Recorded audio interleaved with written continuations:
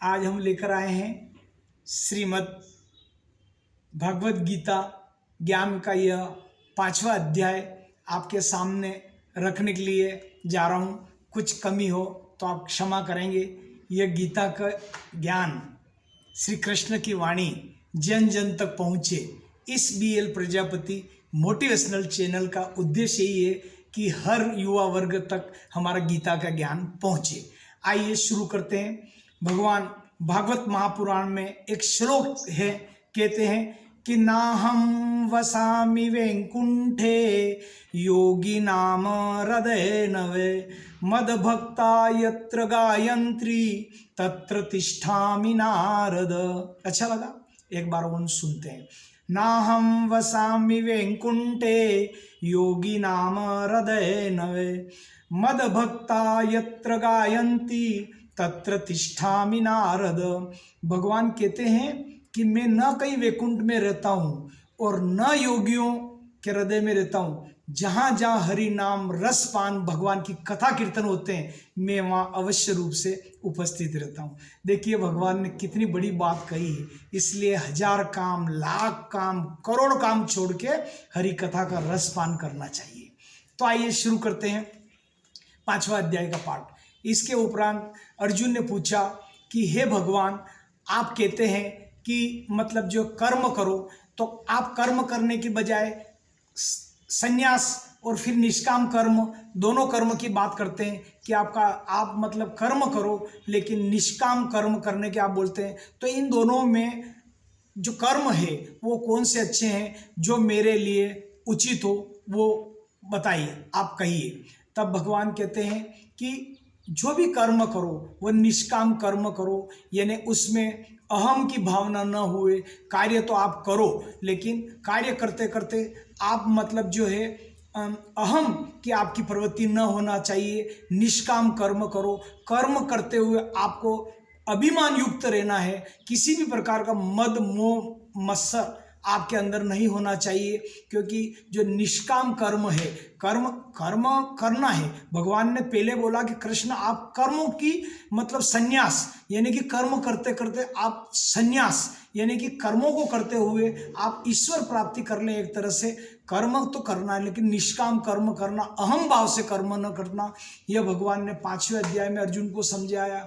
तो अर्जुन कह रहे हैं कि हे भगवान, जो हित में हो मेरे लिए कहो। तो भगवान कहते हैं कि निष्काम कर्म मतलब मन बुद्धि अहंकार युक्त कर्म करना वह श्रेष्ठ है, उसको अपने को करना चाहिए। अहंकार युक्त, किसी भी प्रकार का अभिमान न हो। इस पाठ में भगवान ने यह समझाया, क्योंकि जागते हुए, सोते हुए, सांस लेते हुए, आँख मिचते हुए, आँख खोलते हुए, जितने भी कर्म हैं आप करिए, लेकिन इन सब से ऊपर उठ के निष्काम कर्म योग भगवान ने कहा है कि करो।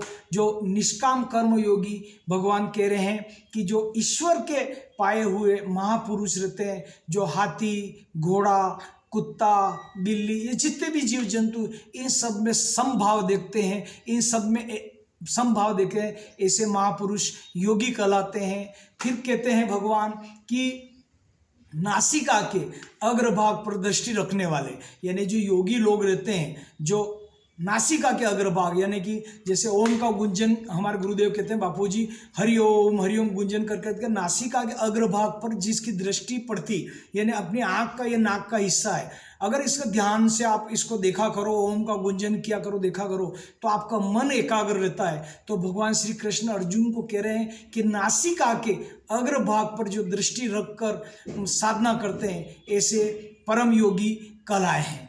तो आप देखिए कि जो योगी प्राणवायु, अपान वायु को मतलब जो है रोक कर एक तरह से उस पर भी विजय पा लेते हैं, ऐसे योगी को भगवान ने श्रेष्ठ योगी कहा है।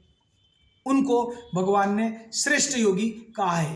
तो भगवान इसमें ये बात पूरी अर्जुन को समझाई कि कर्म करना है। देखो भगवान ने एक बात और समझाई अर्जुन को कि जो इंद्रियों का सुख है, जैसे संसार के पति पत्नी का सुख है, स्पर्श सुख है, या रसना द्वारा जो मजा आता है, इंद्रियों द्वारा स्पर्श से जो सुख आता है, ये सुख तो भगवान कहते हैं कि पति पत्नी का सुख या रसना का सुख या आंखों का सुख या जो नासिका द्वारा सुख का जो मजा लिया जाता है, ये जो 5 प्रकार के सुख है, हमारे गुरुदेव कहते हैं बापू जी, ये जितने भी सुख है ये इंद्रियों को फंसाने वाले हैं।